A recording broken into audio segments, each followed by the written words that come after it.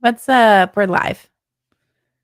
We're live on a lot of platforms too. Like I see cool. like 1, Yeah. 2, 3, 4, 5, 6 different Well, you places we're added streaming 3. to. Yeah, You, extra reach. we've gotten quite a bit of bump from Twitter the last couple weeks. Nice. So yeah. I feel like Twitter streaming is new to me. I don't know. Like Brooks, weren't you streaming there recently? Oh my gosh. Doing some Yeah, stuff. I had such a frustrating experience with Really? Twitter Really? recently. Yeah. Well, I was already like, one, like I was trying to figure out streaming in general because I really haven't done a lot of it. And then two, I was like already kind of curmudgeonly because I was like, I just don't want to pay for Twitter. It's fine if you do. Like we pay for the remix site and everything. I just personally didn't want to pay for it. So I'm like, okay, I'm paying $8 just to stream. I can stream other Oh. places for free. That's really annoying. And then two, it just like there were just a lot of things that did not go well. People were like, yeah, it's like cutting out. And it wasn't like on my side. The stream was perfectly fine because I did it in other places. So I think it's like good if you're doing the StreamYard situation where it's like, yeah, blast out to everything. I think that makes sense. But like purely streaming on Were you Twitter, on the desktop? yes. Oh, that's probably why. So I was on the open sourced conversation last week. Yes. And they said the desktop was buggy. It's far better from the mobile experience. But then obviously we're just doing it through StreamYard. Yeah. Yeah. No, that makes sense. I don't know. I was frustrated. I quit my subscription to Twitter. Like I'm still obviously on the website, but yeah, I was just like, this isn't worth $8 for me. I like the constraint of like the word count and everything. Oh yeah. There is, I know, right? Don't you feel like such an old person when you start saying stuff like that? I was like, I don't think the compressed stuff we're not paying for. Yeah, I'm not paying for mine either, and it seems like it's streaming there. So, okay, who knows about Twitter Pro or whatever the heck it is? It is so bizarre, like, and it's so hard to figure out what you actually have to pay for and what you don't, and like all their like websites are in a half broken state because like we're changing everything. Yeah. So they got that out really fast, but they didn't actually necessarily change everything. So anyway. I still think it's one of the best places to go to like hang out and talk with people. It's the best tech. Yeah. I can't deny that. Like, and it's mostly just because there's a lot of people there, and again, that like it's so ephemeral, and that's why I wanted to stream there because I was like, I don't want to stream serious stuff. I'm just streaming like just me randomly hacking on something, and like 2 people can show up and tell me what I'm doing wrong. So that was my thought process for why I kind of wanted to use it for streaming, but yeah. Yeah, so okay, I'll go in with a hot take here. We were talking about ESM earlier, and my take is that we've reached critical mass. We're over the hill, and and people will come kicking and screaming at the end of the day, even if the performance isn't great or such and such or whatnot. I think like between Syndra moving all of his libraries over and some big libraries moving to ESM first or ESM only, like we're over the hill at this point. What do y'all think? Yeah, I think that's valid. Like, I think you're right in the sense of like, for a long time it was, like I remember first hearing about it with like D3. That's what I used to do a lot of work in visualization, data visualization stuff. And I remember like they kind of switched over to ESM early on, and people were like pretty frustrated. And even back then, they were just like, "This is the future. We got to go this way." So it is kind of one of those things that's frustrating because it's like this has been the future for a really long time. But I do think you're right that we're kind of in a new phase. But I also am like super aware that Remix recently moved to Beat as our compiler and as our build step. So like I'm kind of more just in that world, and Beat is kind of pushing it forward. So I don't know how much like of an echo chamber I'm personally in, but yeah, it does kind of feel like enough big projects are saying like, nah, we got to like ESM is the standard. We got to go that direction, fix all your packages or leave the ones behind that are not being updated, not being maintained. Has anybody actually published a package with both CJS and ESM? Yeah, it's like it's a nightmare. It's a complete and total nightmare. And I see why people are just like, yeah, then I'm only going to do one, and it's ESM. Like it was so difficult. Well, there's also a big difference between like package management, library development, and actually developing on top of things. And I think the more that I've been at Redwood, the more I see that divide in terms of the problems that the other engineers are solving and then what I'm doing. Yeah. Yeah, so you're Yeah. saying just developing Very on cool. top of things, writing an app, like, you can obviously get around a lot of that stuff, but it's like, yeah, when you're really leaning hard into making a package for it.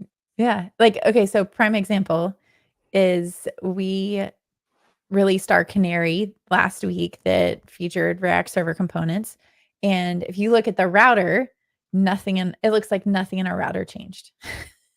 And so there were people that looked at this and are like, wow, this is awesome. Like nothing changed on my end and I get all the power. Like Yeah. that's what we want people to see and to hear. But at the same time, there's this element of, oh, nothing changed. It's like, no, everything changed. You don't Yeah. understand how much work went into this. Like Yep. reworking our entire router, it's completely different under the hood, but people don't see that. They just see this is how I consume it and this is how I use it. Yeah. Yeah. Very Hey, that's relatable. it's a good major version, or is it a major version bump at that point, or is it just a Oh yeah. minor? Oh Yeah. yeah. No, no, no, It's a no. It's a huge, like it's kind of insane right now, just the differences between which Brooks, I don't know if you have any insight into like release strategy. Do you guys talk about that? Oh, yes, a lot. Yeah. Oh. Like Michael and Ryan are very like one, they've been burned. Like React Router, I think Oh, V3 yeah. maybe or V4, like a lot of people are still mad at them to this day, which really? I think is very funny because but for lots of reasons. Anyway, yeah, they had they had a pretty big like breaking change kind of experience, and React Router was always just has always been so big. And honestly, it's like the way they'll talk about it now, at least what I've heard, is they're like, we were kind of learning this at the time. Like we were learning how to Mhm. do open source, just like a lot of people Oh were. yeah. And yeah, our project got like huge, and we were a training company that also like worked on this, this React router like on the side, and like had a really good name and was pretty good actually. And we realized things we should be doing better. And so yeah, they had a really bad experience. It burned a lot of people. So from then on, they've been like incredibly careful about like migration strategies being incredibly like simple and clear, and like so many times where we just want to nick something or just throw away an API, and Mhm. we're like, no, we have to keep that, or we Yeah. have to like start the deprecation strategy or whatever. So it's like I feel like every conversation I have with the team is involves something about like, okay, what's the migration story for this? What does Uh-huh. this look like in V3? What does this look like in V4? They're very forward thinking, which I Yeah. really appreciate. Yeah. Do you have to write a code bond for this or Yes, is yeah, that too? exactly. Yeah. Yeah. It's nuts though, because like I used the future flags, and like that made it so easy. You adopt Yeah. one when you're ready to adopt it, and as soon as the release comes out, you just drop the future flag. Like that made updating to a major version incredibly easy. But I feel like it might make like branching in the code a little bit complex. It's like feature flagging basically a bunch of your um, features for the upcoming release. Yeah, it's really interesting. Amy, are you familiar with these? I don't want to. Yeah, I am. So Okay, cool. I Yeah. I dabble in like all the things, Cool. all Good. like all the frameworks and just trying to get a handle on what Yeah. everybody does well because everybody does something really well and there's Yes. something to be learned everywhere. So there's stuff that Remix does that I really like that I'm excited to talk about. Cool. And then other things that I'm like, huh, what do you think about this? Uh, This was a choice. Yeah. but I did yeah, this was a choice. But one thing, because, Brad kind of alluded to it, do you have insight into, like, how stuff gets pulled for release? Like, your branching strategy that you guys use and, like, Mhm. the tooling that you guys use around release, do you do that stuff at all? Yeah, I don't do it. I am pretty familiar with it though. I'm pulling up a doc just to make sure I don't totally speak out of turn, because we have a pretty good doc that like literally like we have one person on our team who primarily does like our releases. However, the doc is set up to where like anyone can do it. So Nice. because we have had other people who need to run it just if that person's out or whatever it may Mhm. be. Trying to find, yeah, contributing. So basically the main thing is like we have dev and main branch. Those are like the main two. So doc changes can go into main, because we actually use like our GitHub docs to drive our actual doc site. Like it's all server side rendered and heavily cached and everything. So yeah, that kind of stuff. And like template updates that can just go directly to main. Mhm. But new features, of course, need to go into dev. And so that's kind of how it's always working. And we use like I can't remember what the exact tool we use is, but we do have like automatic change logs like set up and everything. So whenever you are adding a new feature, whatever, it kind of detects what that change log is. Is it going to be a major or minor, etc. So those always get compiled. And then like when we're ready to cut a release, we try to stay pretty on top of releases, do them about every 2 weeks. It's not like a hard and fast. It's just kind of something we aim for. And so when we get to that point, basically you just kind of compile it together, make your actual change log, like write it up, and then it's ready to go. And that's like released. And again, like you were alluding to, Brad, with our future flags and like our unstable flags and everything, that's like our biggest thing to make it really easy to continually contribute stuff that's like not 100% there. But we still wanted to make it in. And then for like the crazy experimental like stuff that we're like, we don't know if this is even going to see the light of day. We really try to keep that stuff in separate packages for the most part.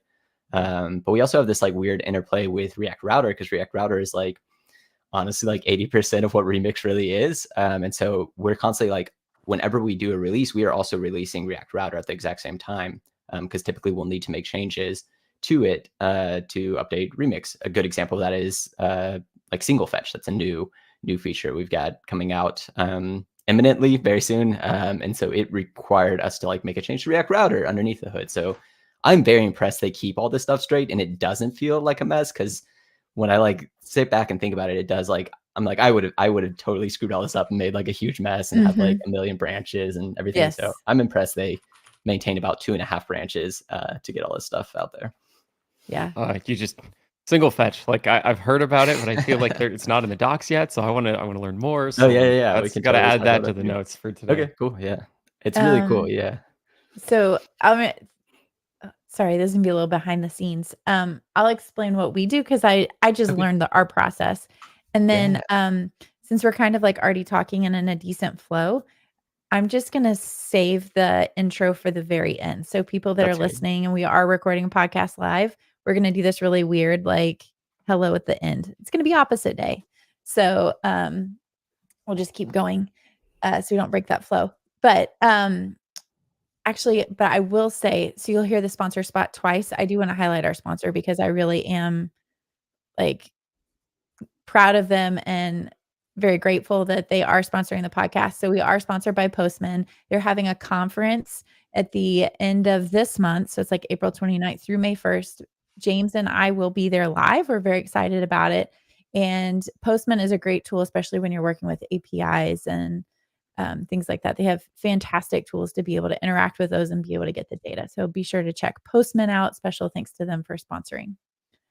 So kind of coming back around, release has been really interesting. And the reason I was asking questions is because I was just trained on our release process. And a lot of it involves context that I don't necessarily have for the project. So as we're trying to do all this stuff with SSR and RSC and trying to keep all of that stuff straight on top of continuing to move forward with like all of our stable code that people are using every day. What is interesting is there's a guy on our team that's written specific tooling for our release process. And I can include a link to that on GitHub. Everything's open source. You can check it out. But basically you go to this code base and it will pull down everything from GitHub and it'll check to see what the differences are between our next and our main branch. So everything's getting put into main. So all of the RSC stuff, all of the SSR stuff, and all of that is under feature flags. So if you want to use it, you can. You just have to say, I'm going to use this canary when you're working with Redwood. But everything else, like when we're doing we call it triage, where you're cherry picking things off of main into that next branch that then gets cut into the release process. So to me, that's just super interesting, because I've worked on like product stuff where you're kind of doing like a dev main branch, like prod setup. But when you're talking about trying to make it easy, like we were talking about migrations with upgrade guides and code mods, it's a little bit different when you're working on a product that people are using versus like trying to build on top of what you're creating. Yes. Yeah, totally. I resonate with that a lot. And yeah, I know there's like yeah, it's a very similar thing of main and dev, and then there's this release next branch that like lives ephemerally and that's like getting cherry picked into. So yeah, very, very similar, and just requires a lot of like, you got to be careful, but also there is a lot of stuff that's automated, which is good, but there's also still like always a human in the loop kind of system. And there's a lot of just like being aware of what everyone else is doing. And then also like Remix has a very bad package problem right now. We have like way too many Same. packages, which is something we're yeah. We have plans to resolve that.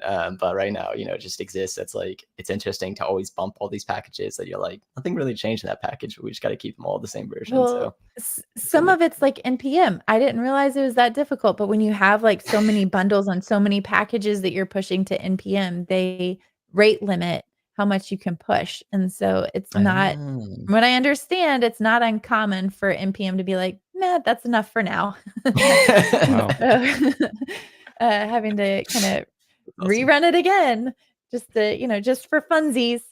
But Yep. the other thing that, because you mentioned chain sets, that's something else that we've recently Mhm. implemented. The guy that was doing releases was going back through everybody's PR when we got ready to do a release and aggregating all of that for the upgrade guide and the release Yeah. notes.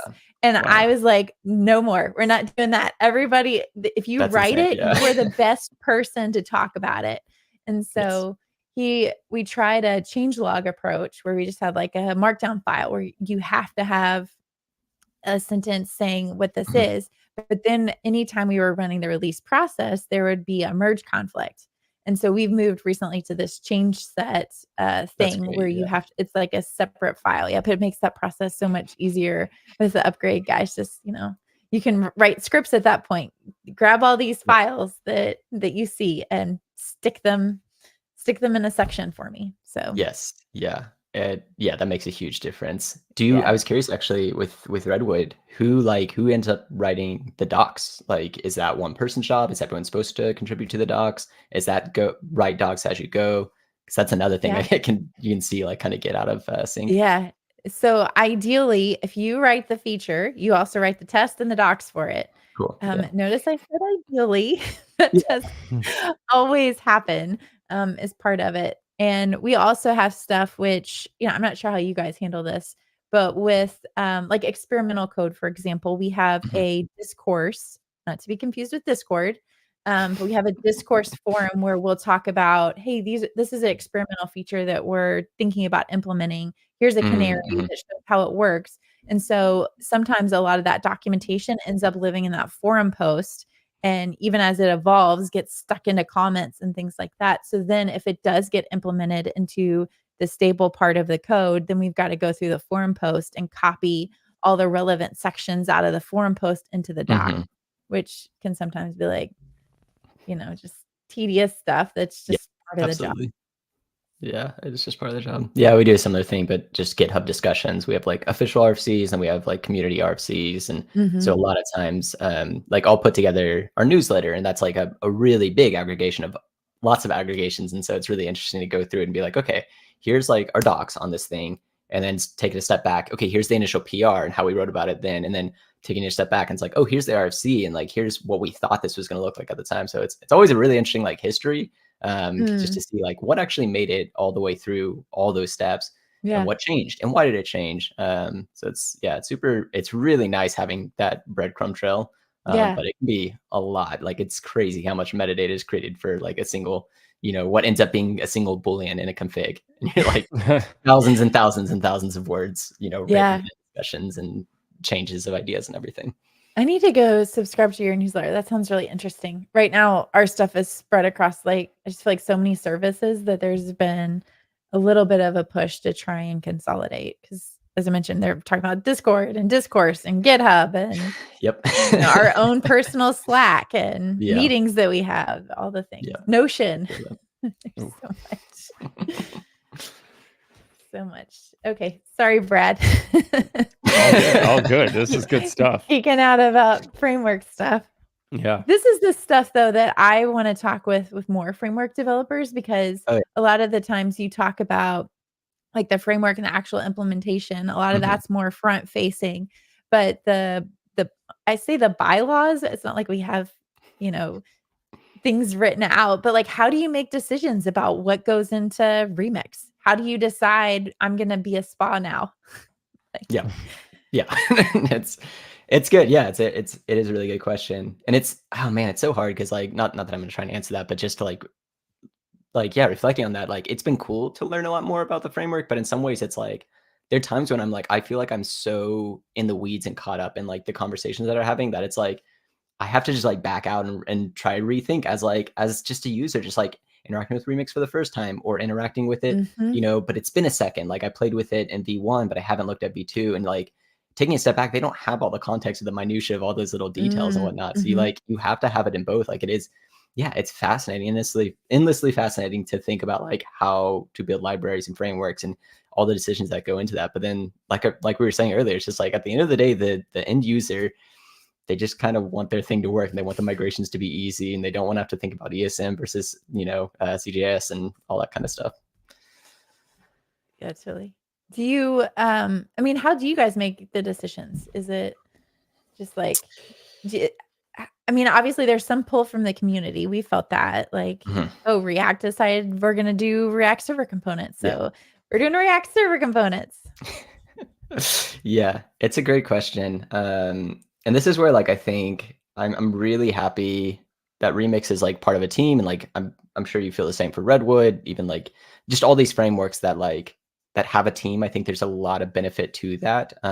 It's a push and pull, but like the solo developer thing can be really great and it can work really well. But when that gets to a level where it's like you kind of need people to give pushback. So we were constantly like telling each other no, which I think is really healthy and really cool to see about the team. There's a lot of ideas we have, and we just have to like be honest with each other, like internally, just first of like, hey, that's gonna like kind of hurt this piece of like our core tenets, or this gonna hurt this piece. Or like RSC is such a good example where we have pretty one of our bigger blogs, blog posts, which talks about Next versus Remix. No, it's not that one. Sorry, it's just like RSC, like why we didn't at the time when React Server Components were announced. Ryan wrote a blog that basically said like, we don't think this is giving us any advantage over what we already have, and we kind of think it's worse personally. That is, our opinion has changed on that though, because we like continue to talk about it, continue to think about it, and the API itself like changed a lot over that period of time. So to answer your actual question though, we have a couple things. So they opened up, there's this blog post we had called, I think it's Open Development and Remix or something like that. And the idea was what we're going to start doing is we want the community to be able to give us feedback. We don't just want it to be like we come out of the cave and you're from on high and we have these new tablets or whatever, and we're going to tell you all about the new stuff we have. Like we want the community to be engaged and tell us what they think about new API designs, what the problems they're having are, how we can fix it, etc. So we have RFCs, and we have like our official RFCs that we put out and get community feedback, but also the community can come up with an RFC as well. And a lot of times what will happen is people will create an RFC, and along with that, they'll a lot of times create an actual implementation or a library. For example, like our flat route convention, just how you do files in V2 was originally just a library that someone wrote. It actually still exists, and it has some extra features, so it still exists and works and everything. But that initially was just someone, proposing their idea with an actual plugin kind of system that worked before. So we get a lot of kind of those ways to build things. And then with our future flags and our unstable flags, actually, let me kind of flip those. So the unstable flag is supposed to be like, hey, here we have this idea. This is experimental. Here's a new feature. And you can try it out by doing the unstable. And the idea of that is meant to be like, not necessarily that the feature is unstable, but that the API around it is unstable. We might make changes. We might, come up with new ideas, etc. We originally thought like, oh, this allows us just to like be able to delete this if we don't like it at all, or get rid of this feature. But we've realized even that like does create expectations. People start using the unstable and they're like, yeah, this will get stable one day. And we're like, oh wait, like we weren't trying to promise you that necessarily, but it's okay, because so far we have released everything that we put as unstable. I'm pretty positive about that. Then once we feel good about the API, if it is a breaking change, we'll make it a future flag. And so that allows us to let people have a smoother migration path. So it's, I don't know if I actually answered your question, but it's community, it's internally, it's saying no to each other a lot. I think that's kind of how we get to decisions. Yeah. I think this is true. I don't think this is a joke. So just take it with a grain of salt. Okay. But I think somebody said they saw a variable name within the React code base that was like, don't use this, otherwise you'll lose your job. Okay. Oh, yeah, absolutely. Yeah. It's like, do not use it, you'll be fired. Yeah, that's exactly what it is. So when you said like there's expectations around stable flags, that's what I thought of, is just name your stuff that. Yep. Yeah. Yeah, that one's pretty funny. And I still really love the like dangerously set inner HTML. Oh, That is yeah. like one of the That best one. API names ever. It's So very I hate that it's one. good. Yeah, it's pretty frustrating because it is like it's such a hard thing because it's like this isn't like bad, but it can be kind of like, is it too scary? But Yeah. it's also like it probably should. Like I've seen people, skirt around like React and then have cross-site scripting problems like in production Mm. apps that are used by millions of people because they, this sign doesn't bother me. I can't read or whatever. It's like it's very much that meme. So Really good times. Going back to like how decisions are made at Remix, um, Remix was recently acquired by Shopify. How much of Shopify's influence drives the decisions that are made at Remix, or do you guys operate as like a very independent entity within the company? yes, that's a really good question.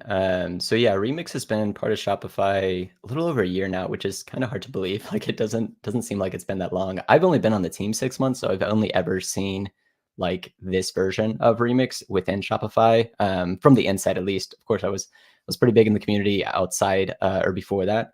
So it's a little bit of both. We definitely are like our own team. We operate very much like in our own system. We're primarily on Discord, not even like we have an internal Slack. We do check it.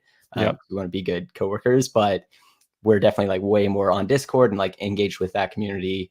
So yeah, we really have the freedom to run, to set our own roadmap. I don't think we've ever had anyone like come down from Shopify and be like, you have to build this thing. However, we're just like, we're super cognizant of Shopify's needs and as well as like the asset that having Shopify at our hands is. One reason like yeah, Michael and Ryan kind of always talk about the idea of like one big reason React did gain popularity despite like a lot of a weird kind of bumpy road was the fact that they could say, hey, we have genuinely tested this with thousands of developers and millions of users. And that's a really big deal. I maybe as like a solo dev or as an indie dev, that doesn't maybe matter as much. You can kind of switch things pretty quickly and try out all the new stuff. But like if you're betting your company on some tech, it's really nice to know that it's kind of been vetted before. So we feel very much the same way at Shopify.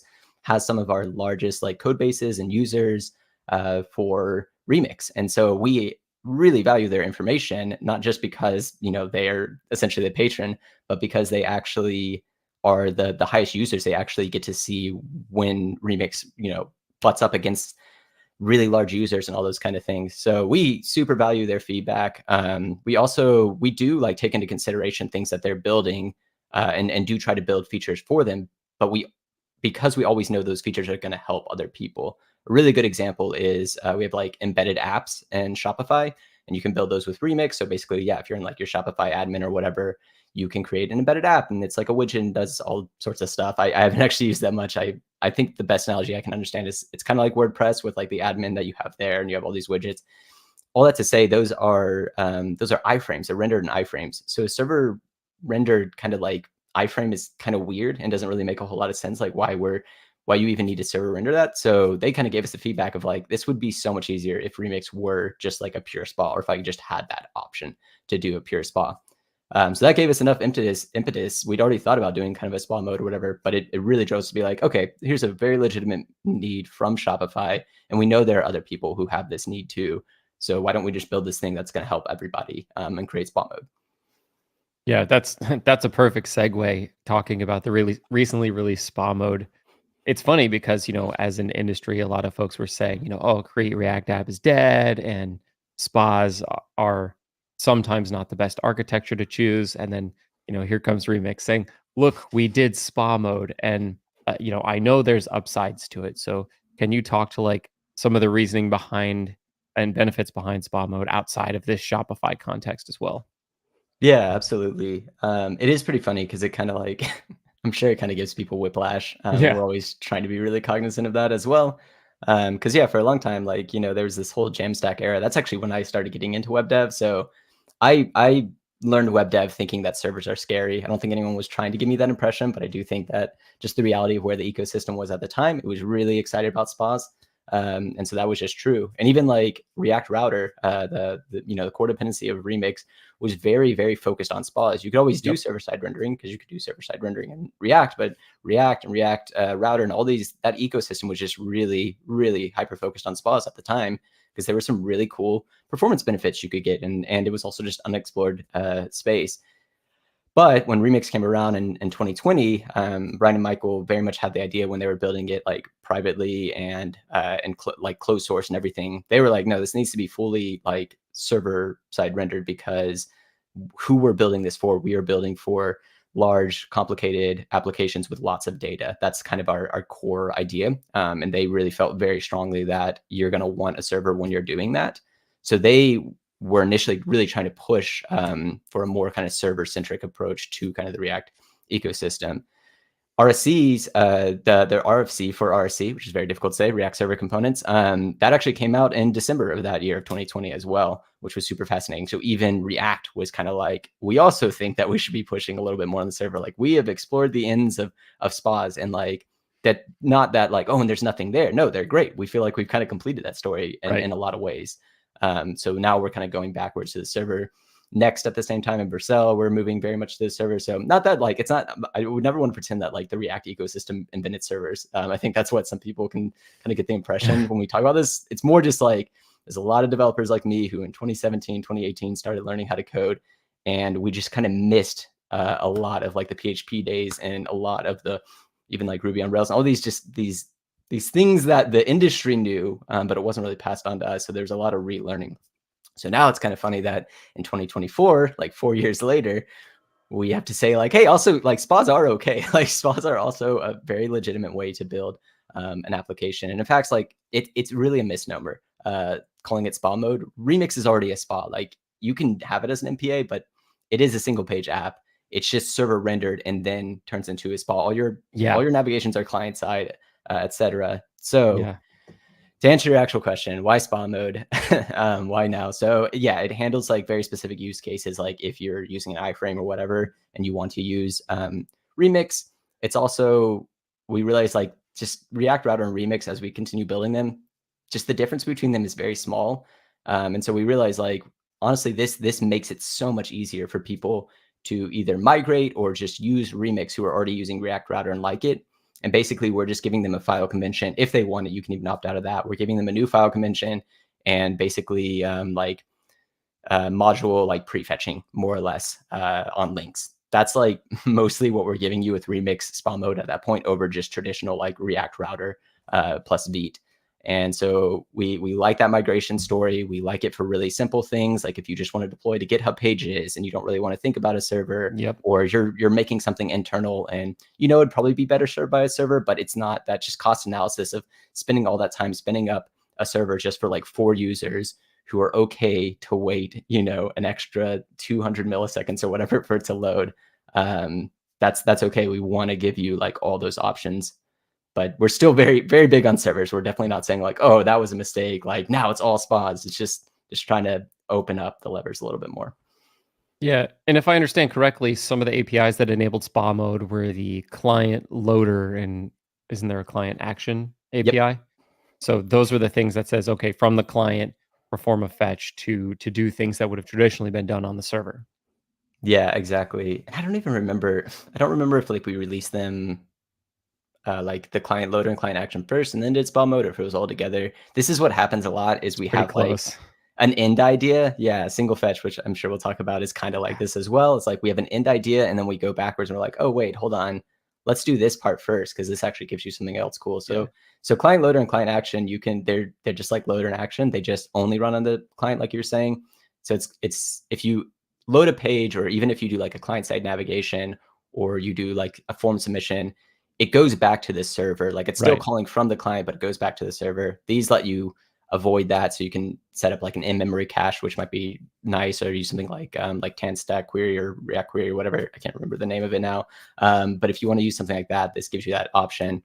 And then you're right, it makes a nice migration, because if you're using spa mode, you're not going to actually use the loader and action that run on the server. You're just going to be using the client loader and the client action at that point. So you can, it's nice that you can use those like either way, whether you have SSR set to true or false, you can still use those client loader and client actions. Yeah. But they are necessary if you're in spawn mode. Yeah, it's one of those things where like, okay, now you've unlocked full flexibility. You've got your loader, you've got your action, you've got your client loader, you got your client action. Totally up to you when and where things happen. And you can use the client side things for client side caching or server side things for server side caching or data fetching or whatnot. So there, now it's been unlocked and you can do whatever you want, wherever you want. Yeah, exactly. I think you're selling it better than I am. Well, I come from user land, so yeah, that's the impact. Very reasonable. Yeah. So I'm curious, what is single fetch? Please explain single fetch. Yeah, so single fetch, yeah, I'm trying to think how many details to give on how this works. So single fetch, basically, it's an alternative fetch method. There's two reasons we're doing this. The first one is just goes to a core idea of what Remix is all about. Remix tries to use the platform as much as possible, and when it can't, emulate the platform, or rather when we're like enhancing it, emulate it. A good example of that is scroll restoration. When you go to a new page and then you go back, the browser by default will keep your scroll position where it is. A lot of spas, if you don't implement something to handle this, might jack that scroll and like throw you all the way to the top or everything re-rendered, and that kind of sucks. That's like not the experience you expect as a user, whether you even think cognitively about whether or not you know your scroll position. Just as a user, you intuit these things of like, this is how the browser works, and now this website doesn't work the way the browser works. So Remix is always trying to do what the browser does, to use the platform and to emulate the platform when we can. We kind of goofed up with fetches a little bit. So when you load a Remix page, like the first load, you just get a document request. It's all server side rendered. But then if you do a client side navigation, you're going to be loading a bunch of stuff. You're going to be loading a bunch of stuff. You're going to be loading all this data. And what's weird is you're going to like, let's say you're going from like a route that is like products/ID. So that might have two loaders, one for the products, one for the ID of that specific one. Now you've got two JSON payloads. That's actually different than how just like the browser works by default. If you just go to that page, you get one document, whereas now we're giving you two, which is kind of weird. So we already had this thing that we're like, we kind of did our own version of it. We wanted to load those in parallel, but there's no reason that the return payload has to be these two separate things. So single fetch smooshes them together and gives you just one payload instead. It's a lot more similar to how the actual document request model works. Theoretically, this is going to be helpful for like CDN caching because you're just caching the data for that specific page. So there's lots of nice upsides to that. However, that's not even why single fetch is cool. That was just like one motivation. Is this other piece that we were really excited about, and this is where it gets into RSCs. I don't even know if we necessarily want to go there, but yes, we do. Okay. There's this one of our developers, Jacob Eby, had created this library called TurboStream, and I think he actually forked it from something that I think Rich Harris of Svelte had created. And essentially, it's like this alternative format, essentially, that you can send down now like any objects you want, or naked objects as you may call them. So you can send down like a date, like in JavaScript, or a map, or a set.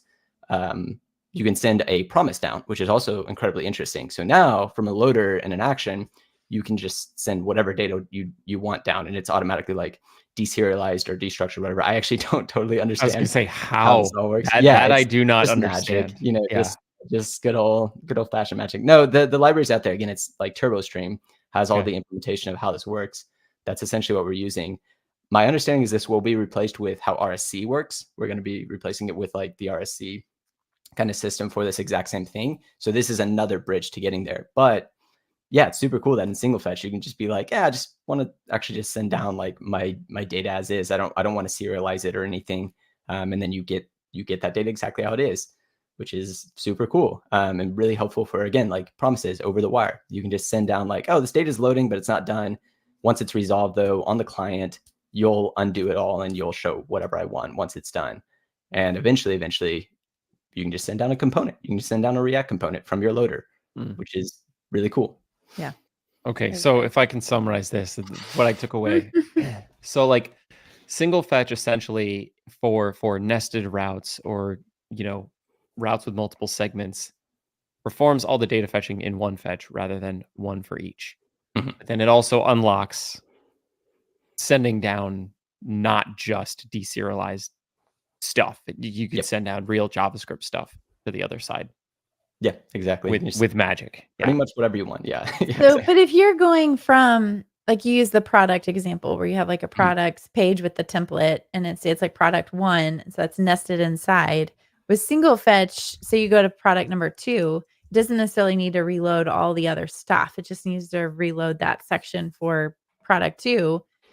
With single fetch, you don't have to like still get that whole payload, right? You could still just send the segment that you need. Yeah, so that's a great question, and this is where it does get it does get philosophically a little bit interesting because initially Okay. exactly what you just described is Mhm. part of the reason why we wanted to just send down the data for the segment that changed because we're Right. thinking, oh, this is an optimization, right? You're only Mhm. changed. So you're absolutely right that this actually does change it, and you do refetch basically everything and resend everything down. Okay, At first interesting. glance, that seems like it sucks, right? Like, oh, now I'm like overfetching again, and I'm sending all this data down. What we found in practice, my understanding, we're still going to keep working this out because it is Yeah. unstable.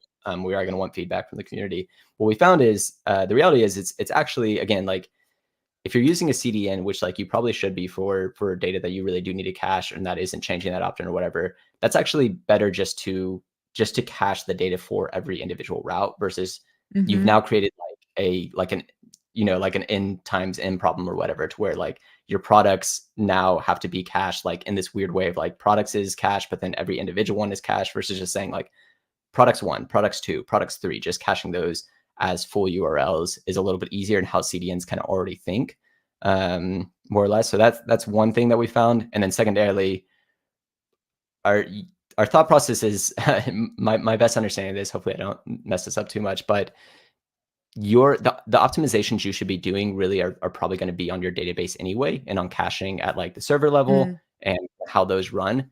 So if you're really trying to rely on just like the URL changing slightly and that speeding up like your loading, you're probably missing out on a big advantage of just optimizing your database to begin with, to where just requesting that data shouldn't be a big deal because it's already cached.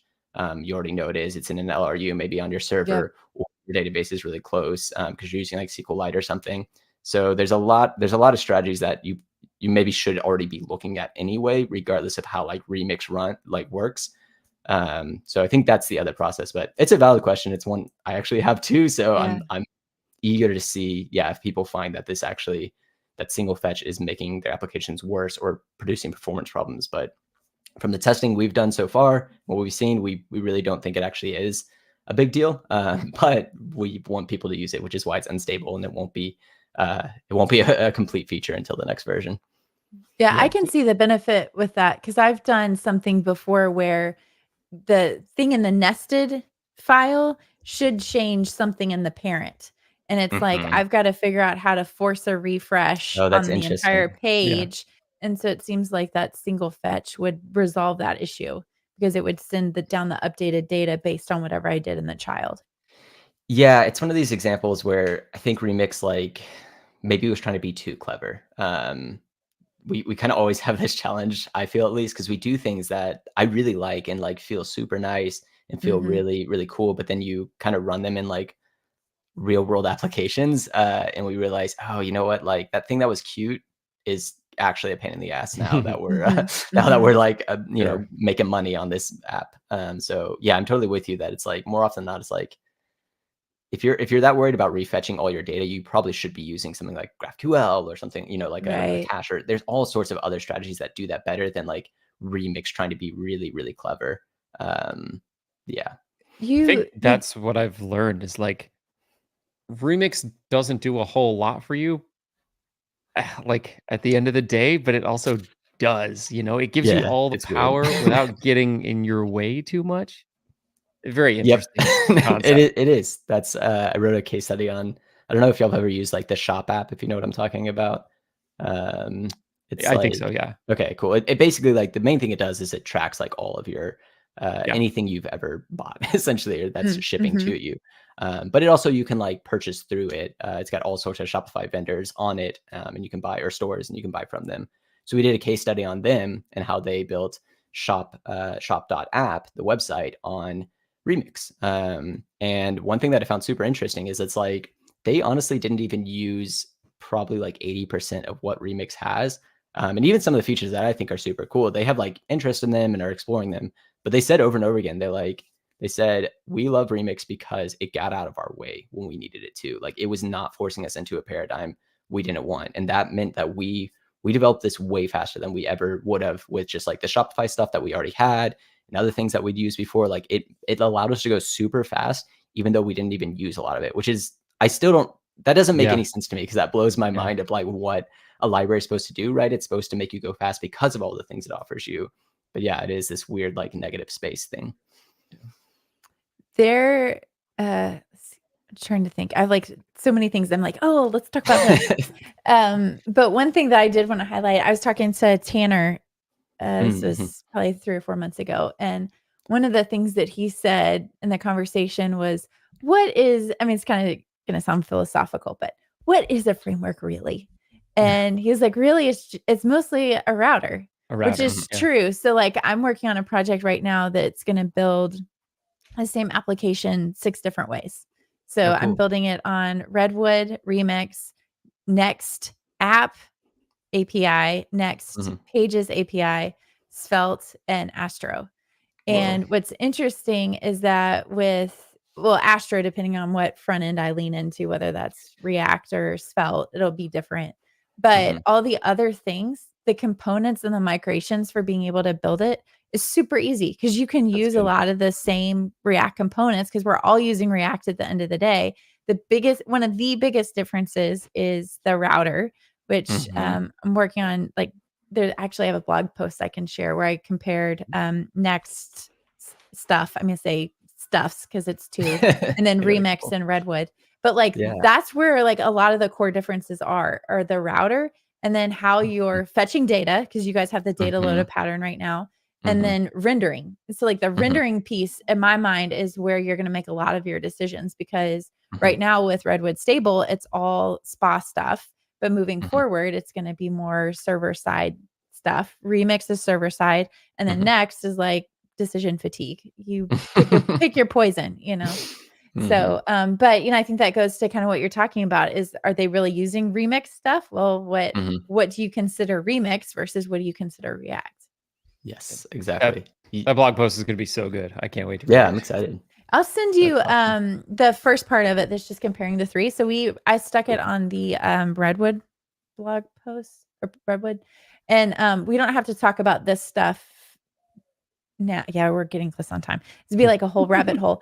But talking about the Remix router and how you got, one of the things that's interesting compared to all the other implementations is you guys have layout stuff within the names of your folders. It's a choice. Wait, we have layouts in the name of our, like the what specifically are you talking about actually? Yeah, so like if I'm gonna have say I'm going to have an app section of my site and a marketing section of my site, then the folder that contains that, if I wanted it to be as part of the route, I can say app, and then the next folder might be app.login, app.dashboard, whatever. And then if you're using, I think my computer's getting slow, but you would have all the layout stuff for the app within that app directory. So you have like stuff kind of embedded, whereas like Next, they have a layout file that's in that folder that's pulling stuff in. And then with Redwood, we're using a completely different system where it's more of like a components, where you're going to set up a layout component that you then wrap stuff with. And technically, like even though it's really just like a React component, you can reference it within our router file. But I would say that's one of the things that differentiates Redwood is there's a single file that lists out every single route that you're using. It's not based on the folder structure. And you could have a file called cats, but the route is called dogs. Like you can make it confusing if you want. You shouldn't, but anyways, it's just interesting these decisions that people have made. And I think a lot of it, what I was saying before, every framework is good in its own right. And a lot of it comes down to you as the developer and the opinions that you have and the developer experience that you want to work within. Yeah, and it's interesting because even file-based routing is like a big reason we even went with it wasn't necessarily because we thought it was better DX, but because it just allowed us to do like geez, what's it called? Like lazy loading and bundle splitting and all sorts of stuff Mm, like that. So it actually it at the end of the day was more of a technical reason, but it is frustrating because I agree. Like I'm actually not a huge fan of file-based routing all the time, and I think that no matter what, like no matter how good you make it, you're going to have to put like magic in there. So like yeah, next went with like a layout file. I dislike that a lot personally because I don't like having a million files called layout, and I got Yeah. to figure out which one is which. So I like remixes more, but even it is kind of frustrating because it's like, okay, well, I want this to be like a layout file, but I don't want it to actually show up in the URL. So now I have to use an underscore. And so you have to right. like learn all these conventions and you're basically just learning a new language, which I really don't like when I'm just trying to think about, yeah, my routes. So I've always like, yeah, I honestly lean a little bit more this way. And I think a lot of the team is just going with our config because we actually have config based routing. I feel like I find it much, much easier. Brad, tell me Personally, about it. I haven't looked at yeah, it. we probably should be louder about it, honestly. But it's also like we're constantly refiguring out how Yeah. our routing like configuration piece works. The routing we Okay. feel really solid on how it works, but just like the actual like yeah, the language, the communication to the actual Mhm. developer is always it's always a big question. We feel that. So yeah, yeah, exactly. So you definitely understand. Yeah, it definitely could be better. I personally I really love like component based routing. Like I think it's such a cool way Mm, to like talk about your routes, but then that one becomes a mhm. huge problem because then people can conditionally render a route, and that Yes. actually Yeah. really really breaks your loading patterns and Yeah. breaks all sorts of like lazy loading of files and of JS. So like yeah, it's just all these constraints make it really hard. So I'm with you that yeah, I don't love I don't love it either, but there are reasons. I do promise that. Yes. Yeah. Well, and you kind of touched on this or alluded to it earlier when you were talking about the shop app and just as things get bigger. And this is also kind of an ongoing conversation that Brad and I've had because he's working for a larger organization where these things come up is that the problems that you encounter when you're trying to build at scale are very different than I'm just going to hack on the weekend. Mhm. So there's patterns that Remix has that I really, really like when my app is small. But then as soon as it starts to scale, I feel the growing pains of that. Yes. And Yeah. so it's also, considering those 2 use cases, and it's also, honestly, one of the reasons why we're starting to lean more into the RSC stuff and different data fetching patterns is Mhm. because people will start Redwood and they're like, "Oh goodness, I've got to do GraphQL and create this whole Mhm. backend, and oh, this is so heavy. I just want to hack at something." And so Mhm. trying to provide those people with more options so that they're not tied to GraphQL unless they Yeah. want to be. Yeah, yeah, exactly. Yeah. Yeah, makes a lot of sense. Well, I think we're getting late in the show, and there's a topic we haven't touched on. I think we really should. Um, we should talk about the future of React and how Remix plays into that. So, bringing in the RSC conversation, streaming, suspense, all those new React features. What's Remix want to do with them? Yeah, it's a great question. So yeah, React has been kind of in a weird like identity crisis for the past 4 years, in my opinion. That's kind of the way I describe it, at least. And yeah, RSC React Server Components has been this really interesting idea. It's fascinating to hear people talk about it because it feels very divisive. Actually, it feels like you have three responses. One, you love it and think it's the future and it's going to change everything, which is kind of I think actually where like Ryan is at. Two, you do not like it and you think that it is going to be a big problem and it's going to yeah just cause all sorts of anti patterns and it's just going to be a headache and all these things, which is I think where Ryan was at like 2 years ago. Again, the API has actually changed, so and I'm sure Ryan has also changed a bit in his mindset. And or three, you just don't understand it or don't care to understand it because you're like, hey, I'm plugging along and this is working great. Why introduce more complexity to my application when I don't need change? Like I'm good. Things are running well for me. So I think all those are pretty legitimate. I don't think RSC has been showed very well yet by many people to actually convince people why it's valuable. And I think that Redwood, your team is working on that. I think we're working on it. Even Kent is like, I know, been tweeting about it a lot and has a talk and workshop and stuff coming up. And I think there's a lot of people who are bought in and saying RSC, it is a good tech. It's been a very bad communication problem so far. And so we do want to show people how it can be done. It's also so low level, so you can build on it in different ways. The way Redwood is building on it is going to be a little bit different than how Remix is building, which is different than how Next is built. And that's cool, but it's also hard because it means you're going to see some growing pains of that. We kind of dealt with that with Hooks, I think. When Hooks came out, it was a little more fleshed out, but we had to learn what the best pattern was through community trial and error a little bit. So the way Remix is going to try and solve this problem, I'm a big fan of. I'm pretty biased, obviously, but I think it's going to be pretty cool. So we've had an RFC out for like way too long. Unfortunately, it's been a while. There's a lot of reasons we haven't gotten to it, but Jacob Eby wrote this RFC for us, and the idea is I don't remember how he came to this, but basically, the way I remember it is basically in a meeting he was just like, what if we just can send RSC down in a loader? Just make it do the opposite of maybe what we've seen so far, where everything is RSC first, and rather just say like you can just opt in when you want RSC to be some data, because that at the end of the day, that's all RSC is. It's just data. It's just component. That's a component as data, or data as a component, something like that. And that's a little bit easier to think about versus like, oh, now I've got like, this is like React, 2.0 or something, like this is new React.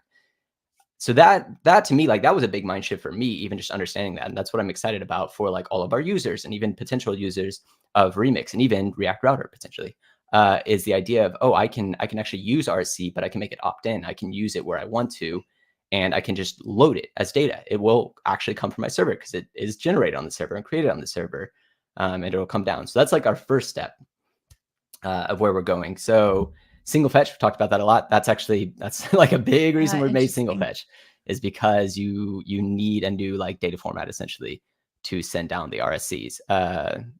And that is, so that's what single fetch will enable with TurboStream, and eventually I think it'll be replaced. And I don't know all the inner details of that, but that's the idea. So I think we're pretty imminent to like having a version of that. And then there is this like totally like way out future of what Michael and Ryan have been kind of working on a lot with the full team, of really trying to think about a version of Remix built more heavily on RSC, and what benefits does that give you? That's I don't know how much I'm allowed to say about that, so I'll probably stop there. But they're definitely thinking like way more beyond that. But yeah, I'm just excited about it coming down from loaders. I think that's super cool. Yeah, I like that as a first step, because it doesn't seem like the framework is completely changing and bending to RSCs, which I kind of got that vibe from Next.js a little bit, where it was like, dang, this doesn't even feel like Next.js anymore. It's got all these weird things. So if it's just a whole something separate you send down, API. Yeah. I mean, hot take, I really think they should have called it. They should have come up with a different framework. I don't think it should have been called Next. I'm not on the team, so I don't get that decision. And it's also totally in hindsight. Like I get that they want that smooth migration strategy. In hindsight, I don't think it was as smooth. I think it would have been way better to just be like, hey, this is, fast forward JS. Yeah, this is something else. Yeah, exactly. This is fast forward by Vercel. This is a really cool, new framework we got. Yeah, that is a good hot take. I like that one. Any other questions on RSC and Remix's future? Brad, do you have anything? I'm good. We're okay. Yeah. Well, I will kick off the next segment of the show, where we do pick some plugs. So it's generally something that we pick something that we like and we plug something that we've been working on. So do you guys, whoever wants to go first? Brooks, go for it. Got anything? I'm trying to think. Need time? Okay. I was like, I have one if you need time. I think I've got it. My pick is going to be kind of silly, or just because I'm very behind on this. I, for the longest time, had like AirPods, and I couldn't speak through them. They got messed up because I dropped them in water, so I couldn't like use them as a microphone. And like they would always, one would connect and the other one wouldn't connect. And so I finally I got a little bit of a tax return this year, and so I was like, okay, I'm gonna go buy like AirPod Pros, see if they're actually that good. I just like held out. They're a little expensive, whatever. And then I got them, and I was like, these are actually amazing. Like I love these so much. The noise canceling is like exactly what I want. I literally, like the first day I had them, I was on a flight and I had to edit a video. That's always like the worst thing to do on a flight. But it was amazing because actually I could hear myself. It was so cool. So I'm very pro AirPod Pros. Apple is so hit or miss on their products. I feel like it's like M1 chips or silicon. it's super cool, but then they make like a new version of the iPhone that's not even different at all than the other one and costs $400 extra more. But the AirPod Pros, very, very pro AirPod Pro. Have you guys tried the Max? I have not. So I've got the Sony ones here, Yeah. Okay. and what I like about them is they're very light, and I think they've got Mm. fantastic noise cancellation, and they fit my head well. The Maxes feel huge and heavy and big, although I think the sound quality was like a little bit better, obviously because you have like giant rocks on your ears, you know. And maybe the noise cancellation was a little bit better, again, just because they're gigantic. But at the end of the day, these are just way more comfortable for me. Yeah, that makes a lot of sense. I'm not a big over-ear person in general, I'm so yeah, not I haven't either. tried them. Well, and this is so vain. I don't want them to mess up my hair. So I usually just go with the I can AirPods. relate. But I do like, I don't know, I do like the fact that it has a longer battery life. I've never tried them. So like if I am on a long flight, I do want as much as I can, because as soon as they die on a long flight, I'm like, no.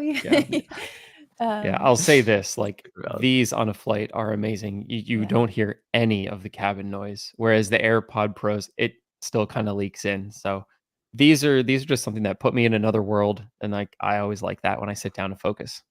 Yeah, that's Um, valid. and That's you can valid. also judge me for saying this. I will say the one nice thing about the over ear thing is you put that on and people know you have them Oh, on. Leave me alone. Sometimes with the AirPods, it's like hidden, under my hair and people don't know, and they'll come out and I'm like, what? Yeah, Can't hear you. that's a good Yeah. point. You can So, turn on like the conversation mode, but I feel like it's yeah, it's right. really interruptive. I don't know. Yeah. It's weird. Yeah. It's a The cool these idea. have, like, a version of that where you, like, hold your hand over it, but you've already missed, like, the first 10 seconds of the Uh-huh. conversation, it's gone. Yeah. Nice. Yep. Do you have a plug? Oh yeah, plug. I just like, I don't know, remix. I'm not Go check it I'm out. not yeah. Actually, no, my plug is actually React Router. I think it's like still such a cool project. And so if you haven't looked at React Router since like V6, especially 6.4, I would check it out because I don't know, it's really cool. You're getting most of what you get from Remix already. But in this library that has been used by millions and millions and millions of people and just like used all over the world. Like I'm very pro boring tech, as much as I think Remix is cool and has some cool tricks. Again, like we're cutting the cleverness out in some ways, and I think that's cool. Like boring old tech that just works is awesome. And I know React Router has had like, again, that V3 to V4 checkered pass or whatever, but that was years and years ago, like 5 or 6 years ago. And React Router has existed for like 10 years at this point. It's almost as old as React itself is. And yeah, I'm just pro boring old tech. And so React Router is kind of in that category now. So if you haven't played with it in a while, I would check it out because it is a good way to make sure that you build a sustainable website. It's surprising how many founders we've had on the show that are like boring tech. Pick something that you know that you can build in. Don't do things that are cutting edge that you're going to hit bugs. Do something, nice and stable that you can just crank on. Make what you build the focus and not the tech the focus. Yeah. Brad, you have a pick and plug? Let's see. I've got a pick. We got a new puppy. Yes, you did. Recently. The cutest puppy. So I'll link the blog post I put up. Did that come through? Let me see. Yeah. I'm not seeing it come through on any of the streams. Anyways, I we got a didn't new see my stuff. Yeah. We got a We'll new include it in puppy. the show notes. It's a petite golden doodle, it's called. So she's only going to grow to be about 25 pounds. A mini version of a golden doodle. And we got her at 8 weeks old. And like, oh my God, having a puppy is like the ultimate high and the ultimate low. It's like, stop biting everything. Oh my God, you're so cute. All in like the same 10 seconds. It's a wild ride, but it's been really cool to like see her get adjusted to the house and the kids and the family. And she already knows like a ton of tricks and commands. And so we're just trying to make like the best dog we can make. Yeah. Oh, that's so cute. And then you have a plug? Plug, I've been putting out YouTube videos lately. It's mostly remix stuff. I'm also going to put out a lot of the shorts that I had released to Twitter like a while back. And so I'm like on this grind to get monetized on YouTube again. Nice. Start making content. So yeah, youtube.com/bradgarropy is where you'll find it all. you want to learn about Remix or just a glimpse into what I'm thinking about or doing, go check me out there. Awesome. Yeah, your one about the interview and like a plain text document got a lot of comments. Oh yeah. Spike.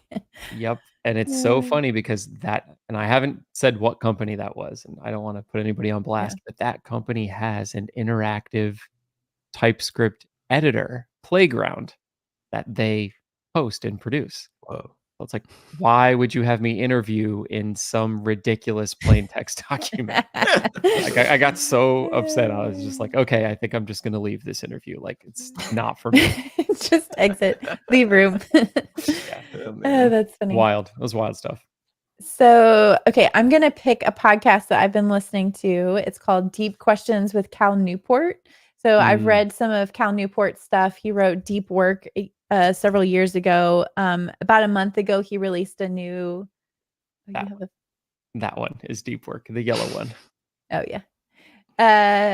And then he just released a new book called Slow Productivity, and he's been talking about it a lot on his podcast. And it's really interesting. It's this idea of like, what are the things that you can be doing over time?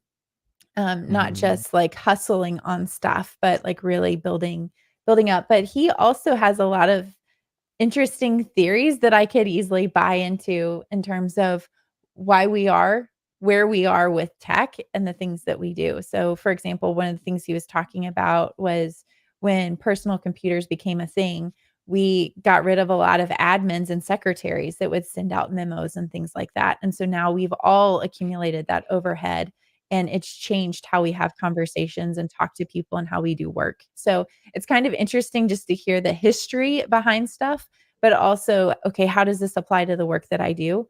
One of the things that he said earlier, one of the episodes I was listening to today was, like, I love to like hear how people have their productivity systems set up and, trying to tweak and tune my Notion stuff. But he's like, at the end of the day, like your tool is not going to do the work for you.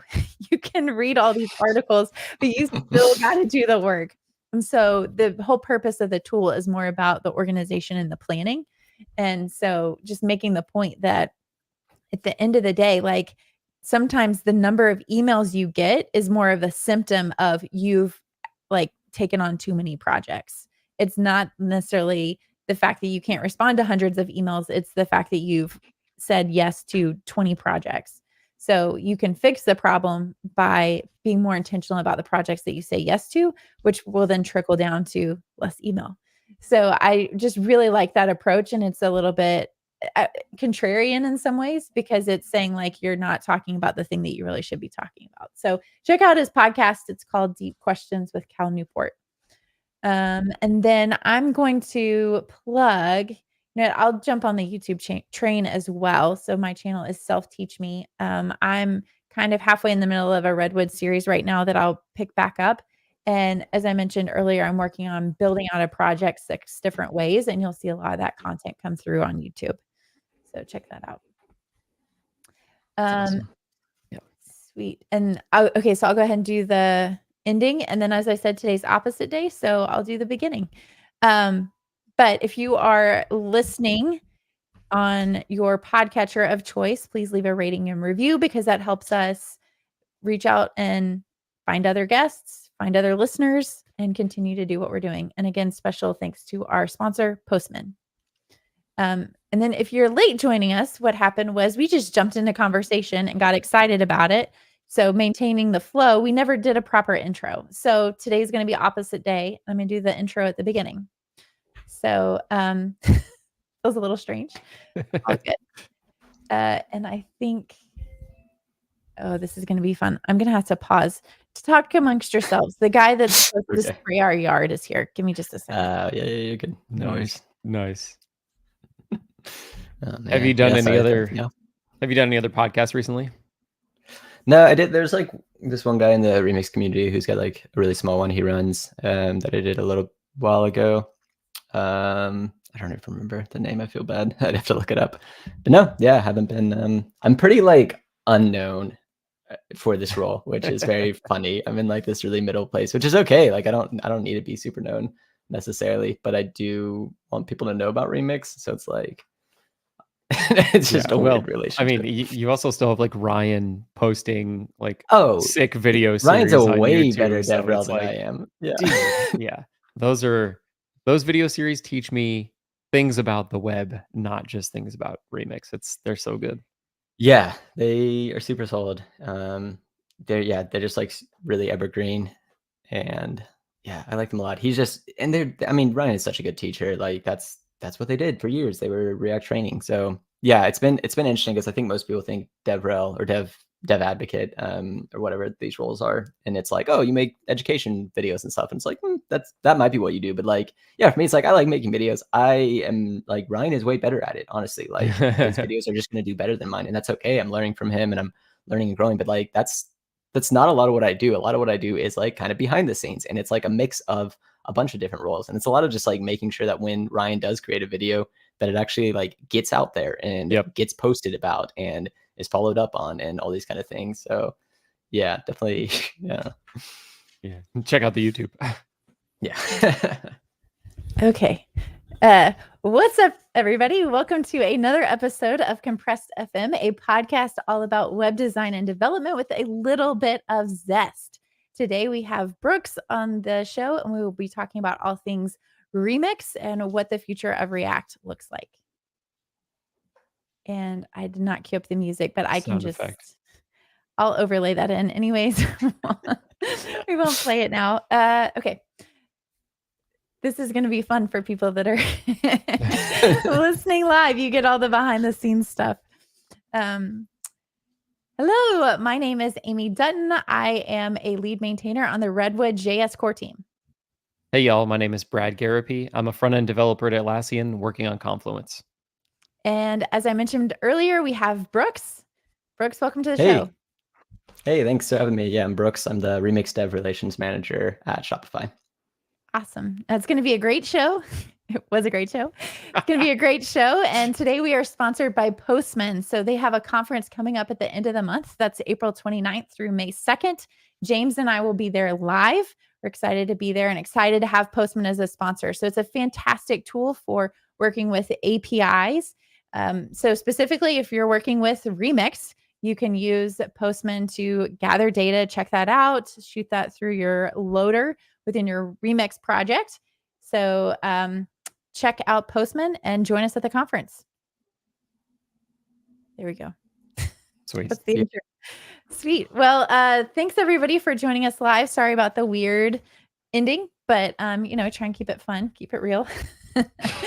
And thanks, Brooks, for joining us. I love the conversation and just want to talk more with people that have similar but different problems than we do. Oh my gosh, a dog. Is it a girl or a boy? It's a girl. What's her name? So cute. We call her Charlie. Oh, sweet. Precious. Is she tired? Adorable. She's wiped out, Gabby says. They ran errands today. Oh, fun. Doll. There you I go. don't run errands with my dogs. They're too big. Yeah, you've Great Danes, right? Is that what you said? Yeah, 1.5 Great Danes. Yeah. What is 1.5? One's a half German Shepherd. Okay. Oh goodness. We have I'm not gonna make her. That's gonna be weird. We have a greyhound. It's a greyhound. I'm not gonna lift her up. I was like, do I move the camera? No, we're not gonna mess with it. So she's a former racer and she was a winner. So that's fun. So cool. Yeah, but she's getting a little old. She broke her leg, which kind of ended her career. But we have found YouTube videos of her racing, which is really fun. That's so not cool. that I is she still like pretty support fast? those things. She's 9. So She's 9. and when we lived in Chicago, we had it was a small yard, but it was fenced in, and she basically ran a track in our yard. Here we don't have it fenced in, so we walk her. So it's not like you can like you can try and run with her, but she will beat you because they get up to like 35 miles an hour, I think. Yeah, they're crazy. Yeah. Do you take her on any runs when you go? I don't. My daughter walked her the other week and tried to run. And I was like, no, you can't do that. Like, because she fell trying to run with her. Yeah. So That's crazy. and then Peanuts, our other dog. He just took off. So See ya. anyways, yeah. Fun times. Okay. Well, thanks everybody for joining us, and we'll catch you next week. See you, stream.